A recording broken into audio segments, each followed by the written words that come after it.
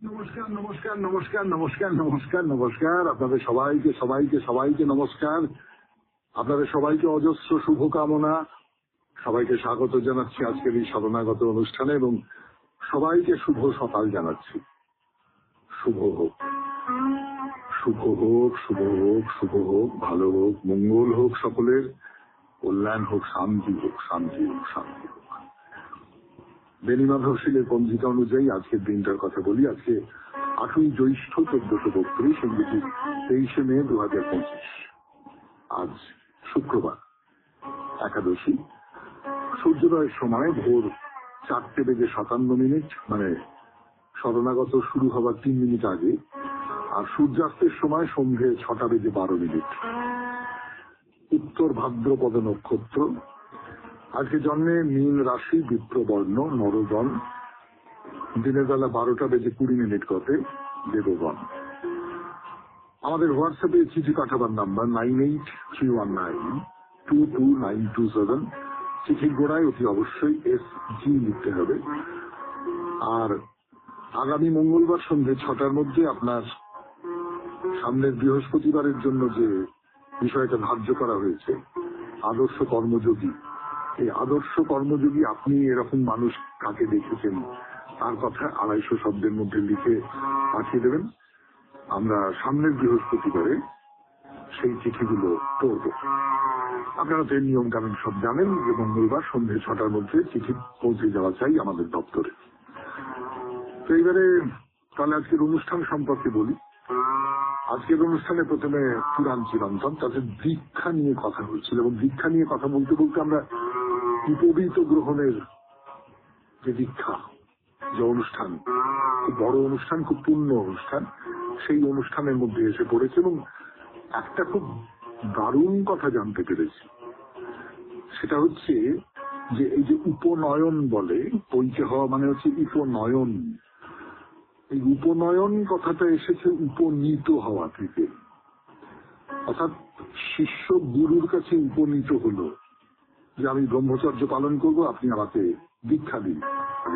গুরু ডান হাতটা বাড়িয়ে দিলেন এবং ডান হাতটা বাড়িয়ে দিয়ে তাকে টেনে নিলেন। এই যে উপনীত হলেন, দুজন দুজনের উপনীত হলেন, তার থেকে উপনয়ন, গুরুর কাছাকাছি যাওয়া, এইটা হচ্ছে উপনয়ন। তো যাই হোক, তারপরে কি হলো না হলো আমরা বলেছিলাম গতদিন যে গুরু গৃহে আসবার পর গুরু কিছু কৃত্য আছে এবং তারপর গুরু সেই যে বালক তাকে প্রকৃতির মধ্যে ছেড়ে দিলেন। সে বালক অরণ্যের মধ্যে থাকবে, প্রকৃতির মধ্যে থাকবে। এই পর্যন্ত আমরা বলেছিলাম।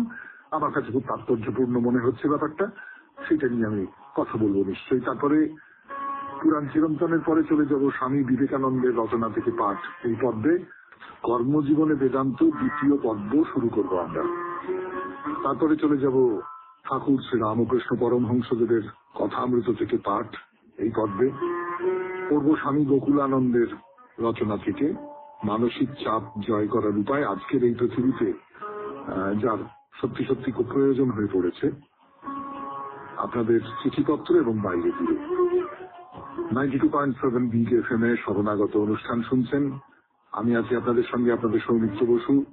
ফিরে আসছি গানের পর দীক্ষা নিয়ে পুরাণ চিরন্তনে।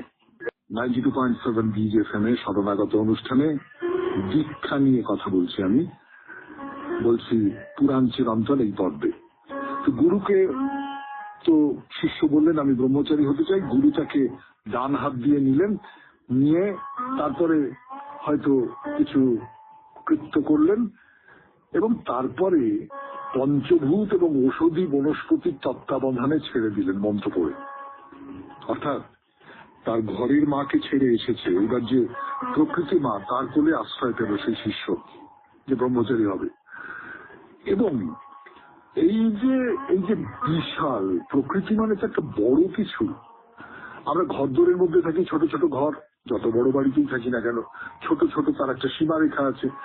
প্রকৃতির তো কোনো সীমারেখা নেই, বিশাল জঙ্গল চলেছে, মাথার উপরে বিরাট আকাশে। যে এই যে অনন্তের একটা ধারণা, এই অনন্তের একটা ধারণা তার মধ্যে সঞ্চারিত হয়ে গেল। এবং এই যে শিষ্যত্বে গ্রহণ করলেন, তিনি বললেন যে আমি তোমাকে শিষ্যত্ব গ্রহণ করলাম, মুখে বললে হবে না। এই যে নতুন ছেলেটি এলো, তাকে এক মুহূর্তের মধ্যে আচার্য তার নিজের ঘরের লোক করে দিলেন। এইটা করতে হবে। বাইরে থেকে আমাদের এখন স্কুলে টুলে, স্কুল কলেজে কি হয়, আমরা গেলাম, গিয়ে এটা আমার আসল বাড়ি না, এটা আমার একটা জায়গা, যে জায়গায় আমি পড়াশোনা করতে এসেছি, তা না। তুমি, এটা তোমার বাড়ি, এখানে তুমি থাকবে, এই পরিবারের অন্যতম একজন তুমি, এবং নিজের যে কাজকর্মের ভার সেটা শিষ্যের সঙ্গে ভাগ করে নিলেন। আচার্য কি বলছেন? আচার্য বলছেন, এই জল পান করো, আমার ঘরের কাজ করো, এই যে গার্হপত্য অগ্নি দিনরাত জ্বলছে, একে নিভতে দেওয়া চলবে না। আগে আপনাদের বলেছিলাম যে কোনো মানুষের ঘরের মধ্যে, যে কোনো যজমানের ঘরের মধ্যে এবং যে কোনো গৃহস্থর ঘরের মধ্যে একটি অগ্নিকুণ্ড থাকে, আগুন জ্বলে। এই যে আগুন জ্বলছে, একে নিভতে দেওয়া যাবে না। এখানে তুমি সমিধ কাষ্ঠ যেটা আছে আগুনে ফেলবার জন্য, সেই কাঠ মাঝে মাঝে ফেলতে হবে। আর একটা খুব জরুরি কথা, দিনের বেলা ঘুমানো চলবে না। মা সুষুপ্তা ইতি। এরপর আচার্য শিষ্যের গানে গায়ত্রী মন্ত্র জপ করলেন। শুনছেন পুরাণ চিরন্তন 92.7 বিগ এফএম এ শরণাগত অনুষ্ঠানে। আমি আছি আপনাদের সঙ্গে, আপনাদের সৌমিত্র বসু। দীক্ষা নিয়ে আরো অনেক কথা বলবার আছে, বলবার জন্য ফিরে আসছি কানের পর। 92.7 বিগ এফএম এ শরণাগত অনুষ্ঠান শুনছেন। এখন শুনছেন দীক্ষা নিয়ে কথা, পুরাণ চিরন্তন এই পর্বে। তো যেটা বলছিলাম গানের আগে, যে গুরু শিষ্যকে তার শিষ্যত্বে গ্রহণ করলেন, তারপর 3 দিন পরে গায়ত্রী মন্ত্র তার কানে উচ্চারণ করলে সে ব্রাহ্মণ হলো, তার নবজন্ম লাভ হলো।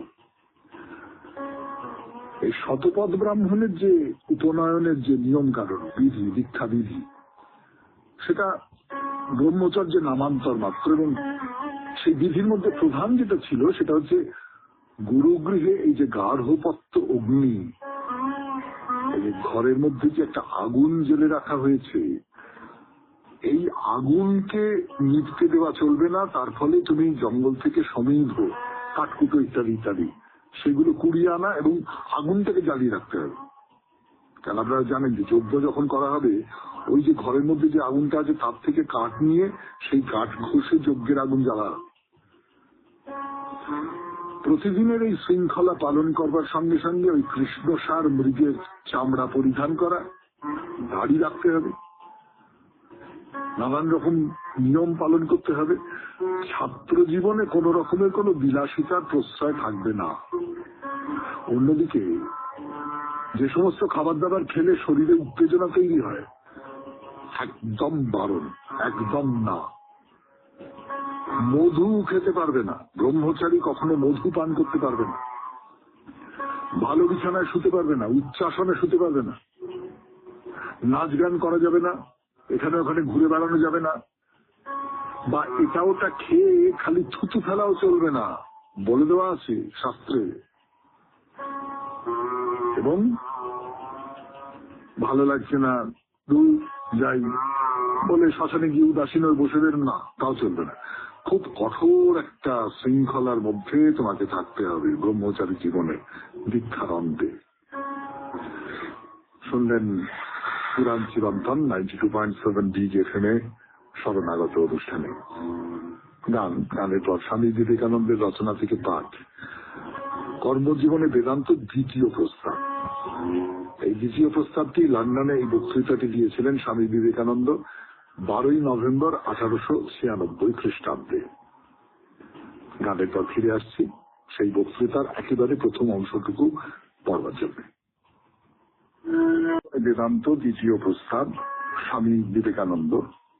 শুরু করছি পড়া। 92.7 বিগ এফএম এ শুনছেন জীবনের সহজ পাঠ, শরণাগত।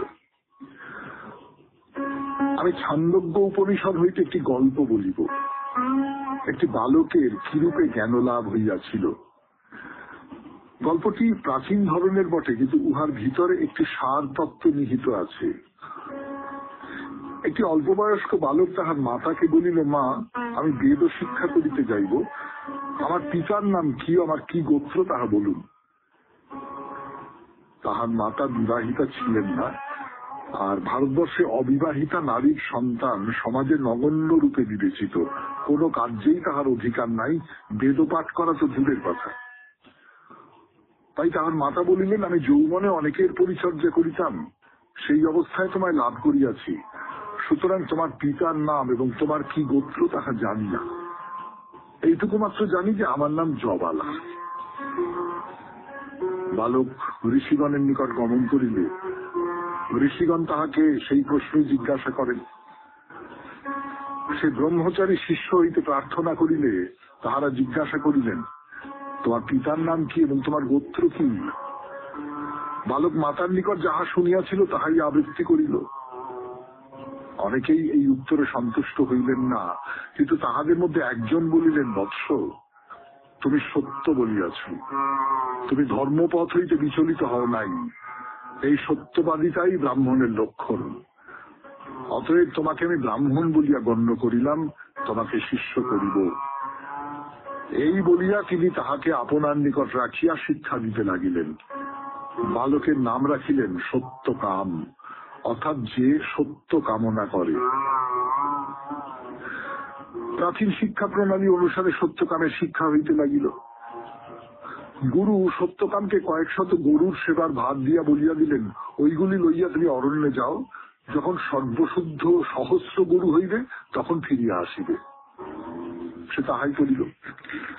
কয়েক বছর পরে সেই গরুগুলির মধ্যে একটি প্রধান বৃষ সত্যকামকে বলিল, আমরা এখন 100 হইয়াছি, আমাদিগকে লইয়া তোমার গুরুর নিকট ফিরিয়া যাও, আমি তোমাকে ব্রহ্ম সম্বন্ধে কিছু শিক্ষা দিব। সত্যকাম বলিল, বলুন প্রভু।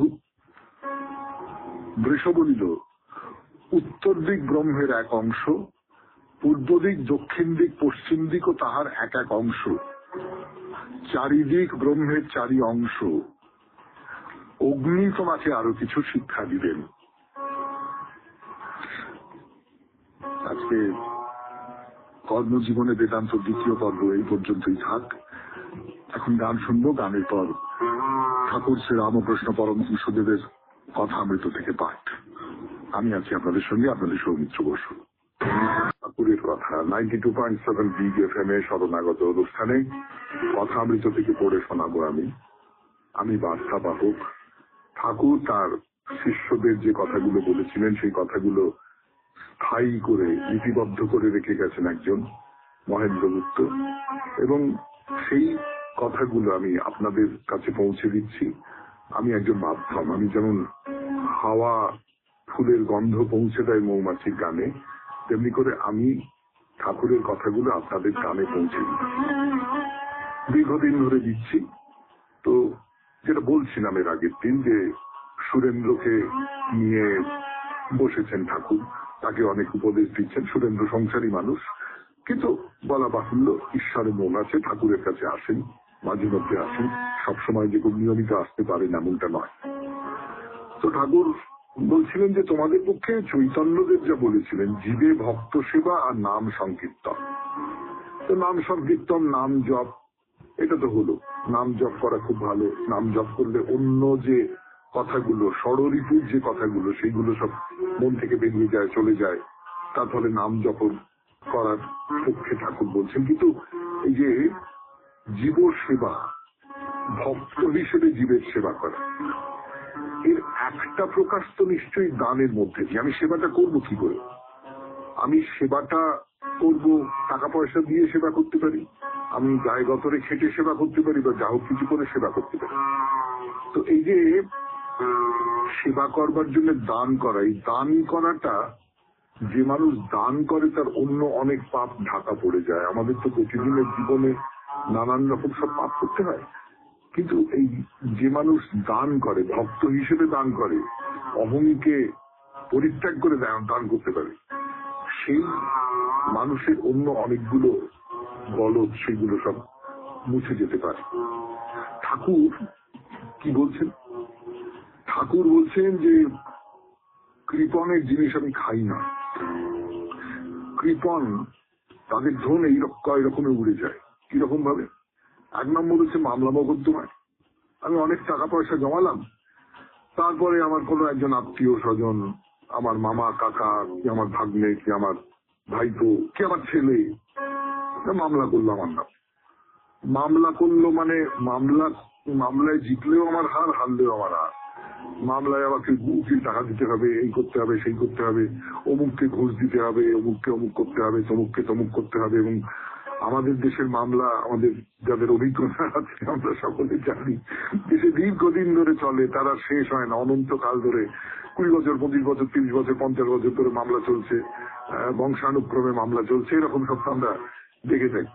কারণ সেই মামলা মোকদ্দমায় 2 নম্বর হচ্ছে চোর ডাকাতে নিয়ে চলে গেল।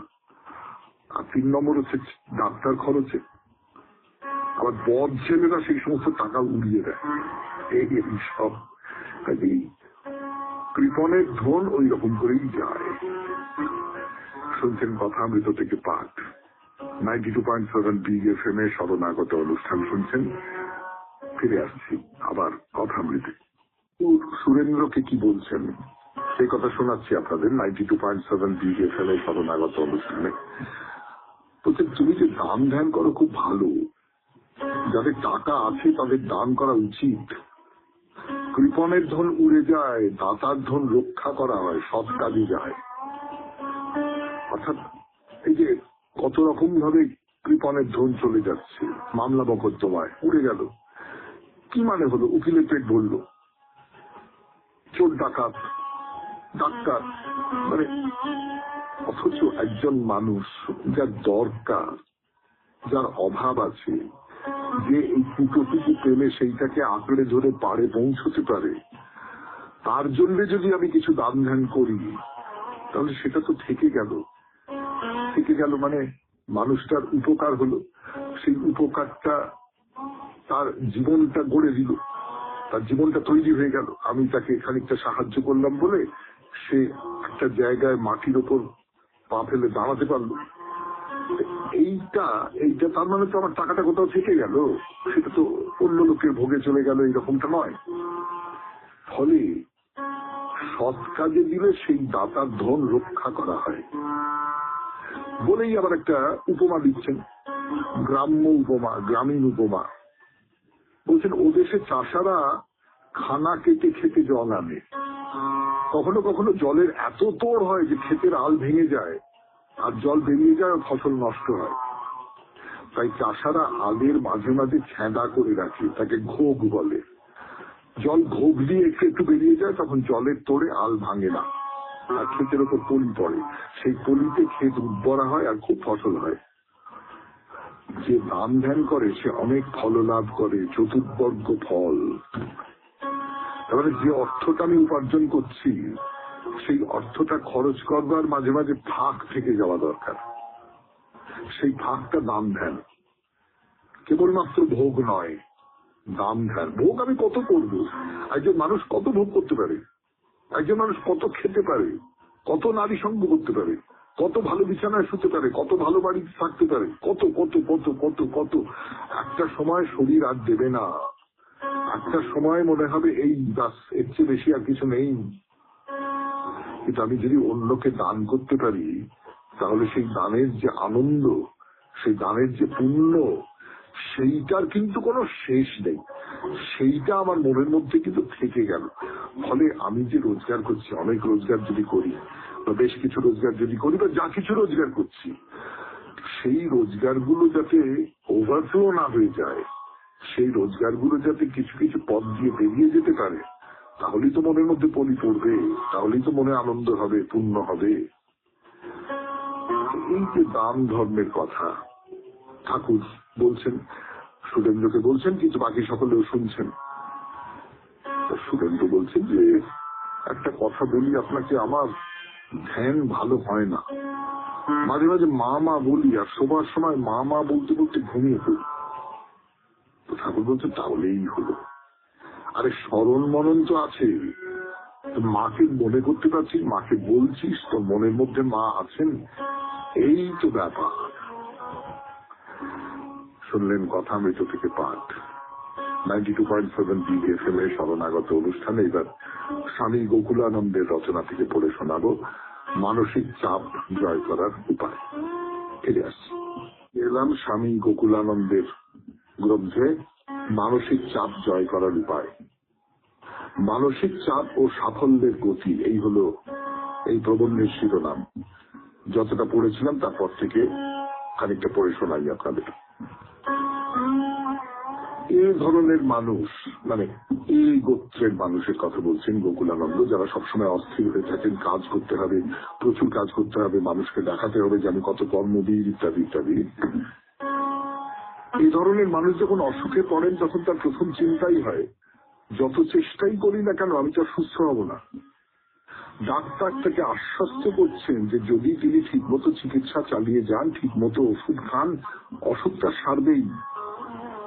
রোগীর কিন্তু একই চিন্তা যে আর কোনো আশা নেই, মৃত্যু হচ্ছেই, শুধু দিন গোনার পালা। এইভাবে সমস্ত ক্ষেত্রেই তিনি নেতিবাচক হতাশাময় চিন্তার আশ্রয় নেন। নিজেকে তিনি শক্তিহীন, অসহায়, আরেকবার এই গোকুলানন্দটা শুরু করবো কেমন? গানের পর ফিরে এলাম 92.7 বিগ এফএম এর শরণাগত অনুষ্ঠানে। এবারে স্বামী গোকুলানন্দের রচনা থেকে পাঠ, মানসিক চাপ জয় করার উপায়। যে অংশটা পড়ছে আপনাদের তার নাম মানসিক চাপ ও সাফল্যের গতি।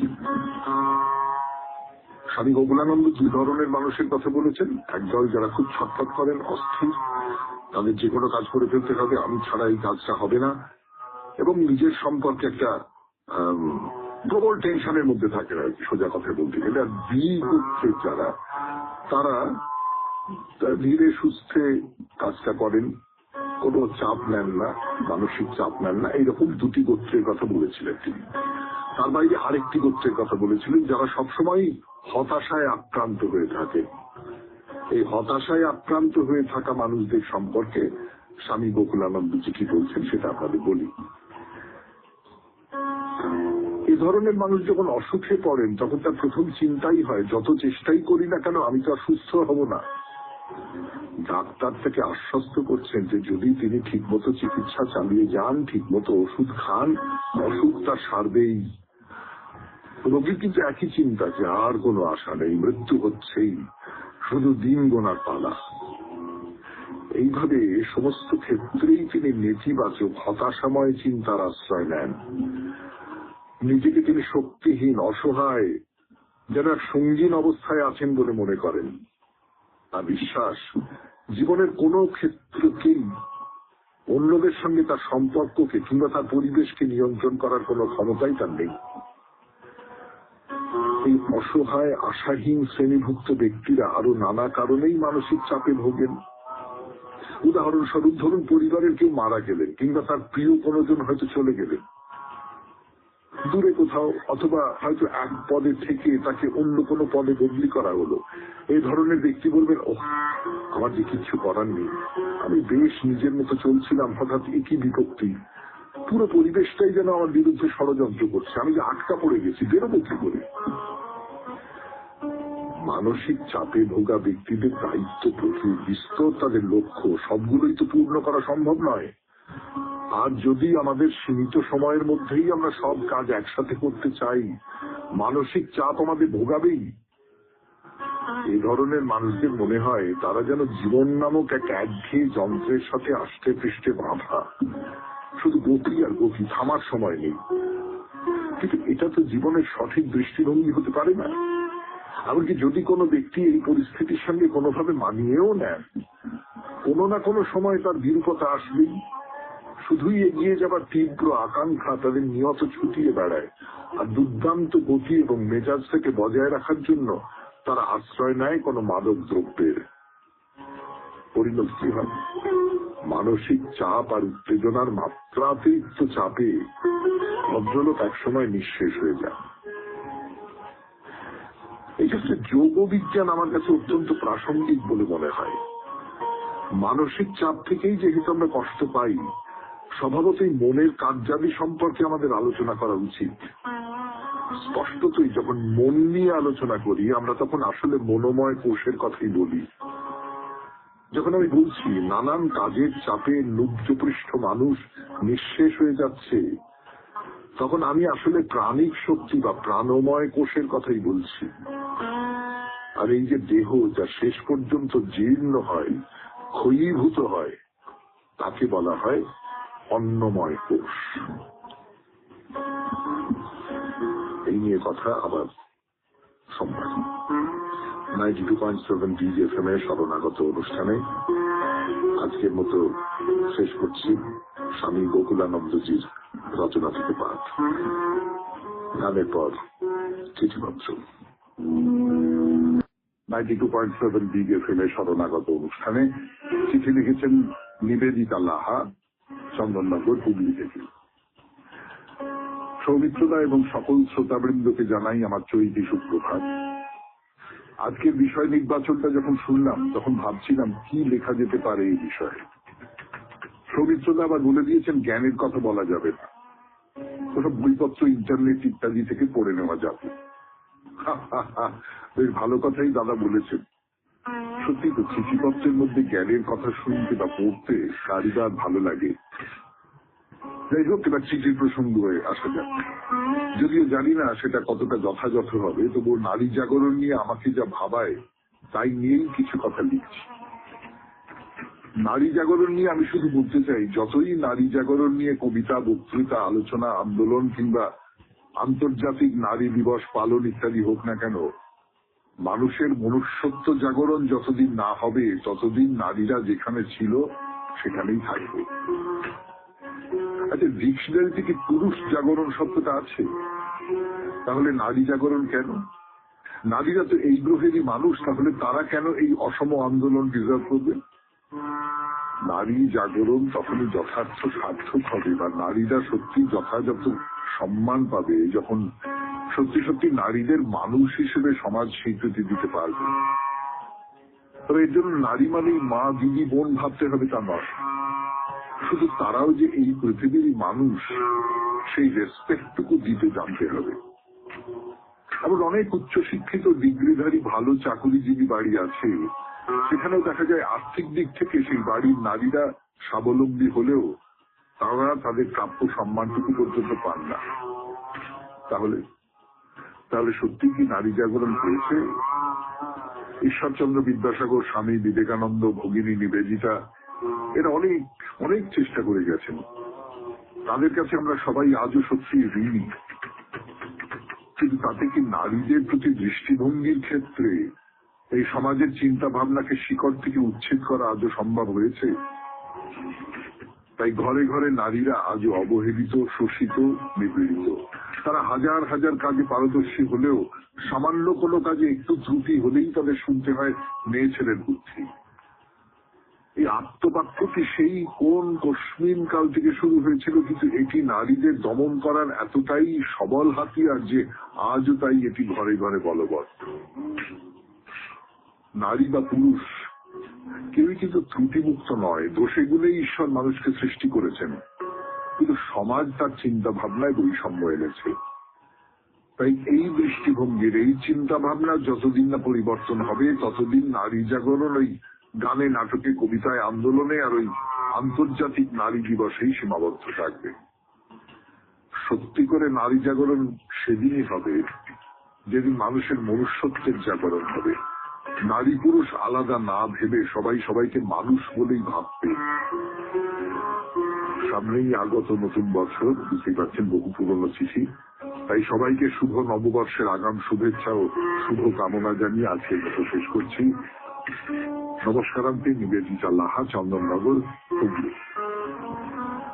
খুব ভালো লাগলো আপনার চিঠি, সত্যি খুব ভালো লাগলো। এবং বিশেষ করে যেটা ভালো লাগলো সেটা হচ্ছে নারী জাগরণ নিয়ে কতগুলো চালু কথা তো আমরা বলি, সবসময় বলি মেয়েদের জেগে উঠতে হবে ইত্যাদি ইত্যাদি ইত্যাদি, কিন্তু সেই পথে না গিয়ে আপনি যে আপনার মতন করে ভেবে নারী জাগরণ সম্পর্কে বা মেয়েদের জেগে ওঠা মানে হচ্ছে আসলে সমস্ত মানুষকে একসঙ্গে জেগে উঠতে হবে, সমস্ত মানুষের কল্যাণের কথা ভাবতে হবে, শুধু নারী বলে আলাদা করে কিছু হয় না, নারীরাও তো এই গ্রহেরই একটা অংশ। এই দিক থেকে বিষয়টাকে দেখেছেন, এটা আমার নিজের অন্তত খুব ভালো লেগেছে, আমার নিজের মতের সঙ্গে খুব মিলেছে বলে এই কথাটা বলতে পারি। আপনাকে অনেক ধন্যবাদ। নিবেদিত দেবী, আবার চিঠি দেবেন।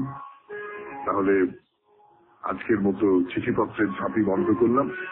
এরপর গানের পর বাইরে দূরে 92.7 বিগ এফএম এ শুনছেন শরণাগত। আমি আছি আপনাদের সঙ্গে, আপনাদের সৌমিত্র বসু। 92.7 বিগ এফএম এ শরণাগত অনুষ্ঠান শুনছেন বাইরে দূরে। আমরা এখন কালিম্পং না, কালিম্পংয়ে এখনো পর্যন্ত কোনো মন্দির বা ধর্মস্থানে যাওয়া হয়নি আমাদের। আমরা আপাতত কালিম্পং নামটার উৎস সন্ধান করছিলাম এবং তাই নিয়ে নানান রকমের মত আছে। বলা বাহুল্য, এই যে ধরুন দার্জিলিং, কালিম্পং ইত্যাদি ইত্যাদি, এই যে জায়গাগুলো, এই জায়গাগুলোর যে নাম, সেই নামগুলো ঠিক বাংলা ভাষার থেকে তো আসেনি। ওখানকার যারা অধিবাসী, নেপালি, ভুটানি, লেপচা ইত্যাদি ইত্যাদি, তাদের নানান রকম নামকরণ থেকে, তাদের ভাষার থেকে এই নামকরণগুলো এসেছে এবং এসে এটা দিব্যি বাংলা ভাষার মধ্যে মিশে গেছে। এখন আমি যদি বলি দার্জিলিং যাব, তাহলে এটা কোনো অবাঙালি শব্দের মধ্যে আছে এটা কল্পনাই করা যায় না। আমি কালিম্পং যাব, এটা বাংলা ভাষার অন্তর্গত হয়ে গেছে। একটা ভাষা যদি জীবন্ত থাকে তাহলে সে তার মধ্যে প্রভূত পরিমাণে বাইরের শব্দ ঢোকাতে থাকে। খুব খুব সম্পন্ন যে ভাষা, ইংরেজি ভাষা, তার মধ্যে প্রচুর প্রচুর প্রচুর পরিমাণে বিদেশি শব্দ ঢুকে গেছে। আমাদের যে বাংলা ভাষা, তার মধ্যে যে কত অজস্র অগণ্য বিদেশি শব্দ ঢুকে গেছে তার কোনো সীমা সংখ্যা নেই। আমরা জানিও না, আমরা অভ্যস্ত সেই সমস্ত শব্দ ব্যবহার করবার ক্ষেত্রে। যাকে আমি তো ভাষাতত্ত্ব নিয়ে কোনো কথা বলছি না, আমি বেড়াতে বেরিয়েছি আপনাদের সঙ্গে। তো ওই কালিম্পং নামটা নানান রকম সব উৎস আছে, সেই কথাগুলো আপনাদের বলছিলাম। কিন্তু প্রশ্ন সেটা হচ্ছে, আমরা তো দার্জিলিং এ ছিলাম, দার্জিলিং থেকে কালিম্পং এর দূরত্ব কতটা? খুব বেশি দূরত্ব নয়, মোটামুটি 50 কিলোমিটার। আপনি ট্যাক্সিতে যেতে পারেন, 50 কিলোমিটার এমন কিছু একটা ব্যাপার নয়। পাহাড়ি পথ ধরে আপনাকে নিয়ে যাবে, অথবা ট্রেনেও যেতে পারেন। যদি রাস্তা দিয়ে যান, মানে গাড়ি করে যান, তাহলে সময় লাগবে এই ধরুন ঘন্টা খানেক, ঘন্টা দেড়েকের মতো। তার কারণ পাহাড়ি পথ এঁকে দেখে যাবে তো। তবে রাস্তাটা বড়ই মনোরম, তাতে কোনো সন্দেহ নেই।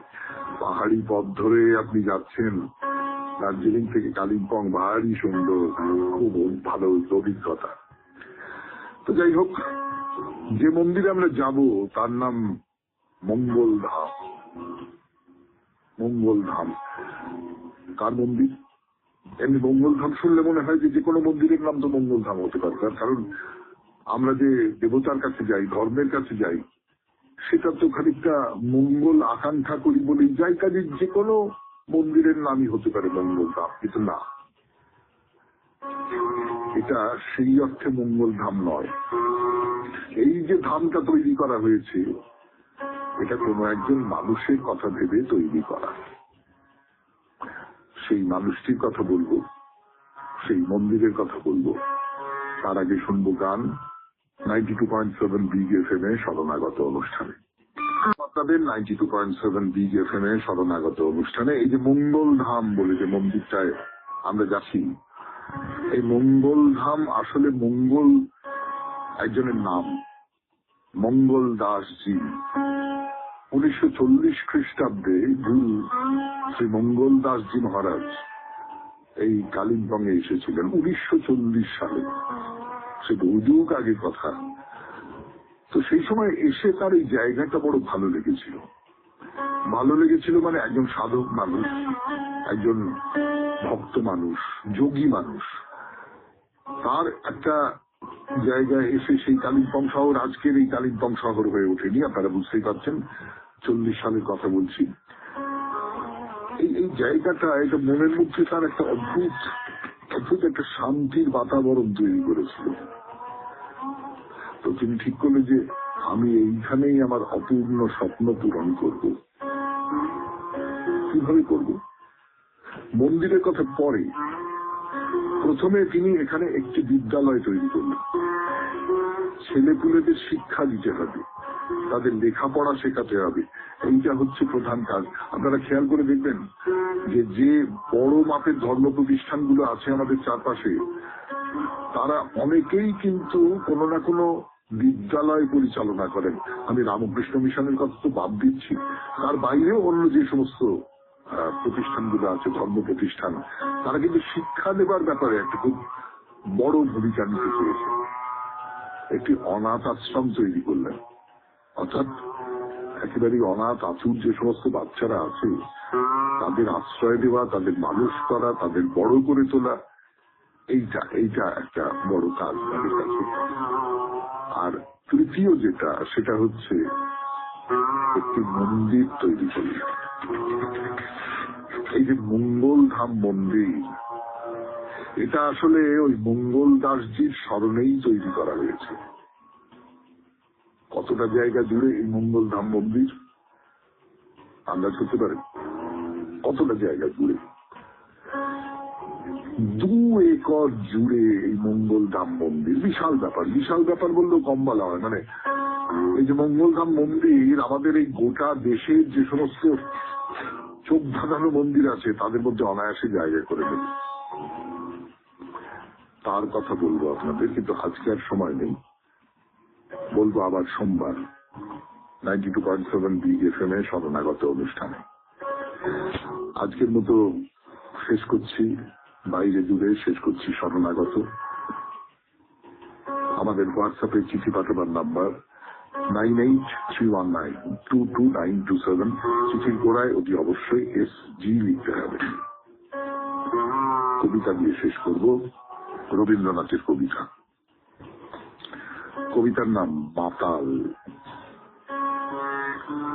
ওরে মাতাল, দুয়ার ভেঙে দিয়ে পথেই যদি করিস মাতামাতি, থলি ঝুলি উজাড় করে ফেলে যা আছে তোর ফুরাস রাতারাতি। অশ্লেষতে যাত্রা করে শুরু, পাঁজিপুথি করিস পরিহাস, অকারণে অকাজ লয়ে ঘাড়ে অসময়ে অপথ দিয়ে যাস। হালের ধরি নিজের হাতে কেটে পালের পরে লাগার ঝোড়ো হাওয়া। আমিও ভাই তোদের ব্রত লব, মাতাল হয়ে পাতাল পানে ধাওয়া। পাড়ার যত জ্ঞানীগুলির সাথে নষ্ট হলো দিনের পরে দিন, অনেক শিখে পক্ক হলো মাথা, অনেক দেখে দৃষ্টি হলো ক্ষীণ। কত কালের কত মন্দ ভালো বসে বসে কেবল জমা করি, খেলা ছড়া ভাঙা ছেঁড়ার বোঝা বুকের মাঝে উঠছে ভরি ভরি। গুড়িয়ে সেসব উড়িয়ে ফেলে দিক, দিক বিদিকে তোদের ঝোড়ো হাওয়া। বুঝেছি ভাই সুখের মধ্যে সুখ, মাতাল হয়ে পাতাল পানে ধাওয়া। হোকরে সিধা কুটিল দ্বিধা যত, নেশায় মরে করুক দিশাহারা। দানয়ে এসে হঠাৎ কেসে ধরে এক দমকে করুক লক্ষ্মী ছাড়া। সংসারেতে সংসারী তো ঢের, কাজের হাতে অনেক আছে কেজো। মেলাই আছে মস্ত বড় লোক, সঙ্গে তাদের অনেক সেজো মেজো। থাকুন তারা ভবের কাজে লেগে, লাগুক মোড়ে সৃষ্টি ছাড়া হাওয়া। বুঝেছি ভাই কাজের মধ্যে কাজ, মাতাল হয়ে পাতাল পানে ধাওয়া। শপথ করে দিলাম ছেড়ে আজই যা আছে মোর বুদ্ধি বিবেচনা। বিদ্যা যত ফেলবো ঝেড়ে ঝুড়ে, ছেড়ে ছুড়ে তত্ত্ব আলোচনা। স্মৃতির ঝাড়ি উপুর করে ফেলে নয়নবাড়ি শূন্য করে দিব। উচ্ছ্বসিত মদের ফেনা দিয়ে অট্টহাসি শোধন করে দিব। ভদ্রলোকের তকমা তাবিজ ছিঁড়ে উড়িয়ে দেবে মদনমত্ত হাওয়া। শপথ করে বিপথ ব্রত নেব, মাতাল হয়ে পাতাল পানে ধাওয়া। খুব ভালো থাকবেন, আনন্দে থাকবেন। নমস্কার। নমস্কার নমস্কার নমস্কার নমস্কার নমস্কার নমস্কার। আপনাদের সবাইকে সবাইকে সবাইকে নমস্কার। আপনাদের সবাইকে অজস্র শুভকামনা। সবাইকে স্বাগত জানাচ্ছি আজকের এই শরণাগত অনুষ্ঠানে এবং সবাইকে শুভ সকাল জানাচ্ছি। শুভ হোক, শুভ হোক, শুভ হোক, শুভ হোক, ভালো হোক, মঙ্গল হোক, সকলের কল্যাণ হোক, শান্তি হোক, শান্তি হোক, শান্তি হোক। বেণীমাধব শীলের পঞ্জিকা অনুযায়ী আজকের দিনটার কথা বলি। আজকে 8ই জ্যৈষ্ঠ 1432, ইংরেজি 23শে মে 2025। আজ শুক্রবার, একাদশী। সূর্যোদয়ের সময় ভোর 4:57, মানে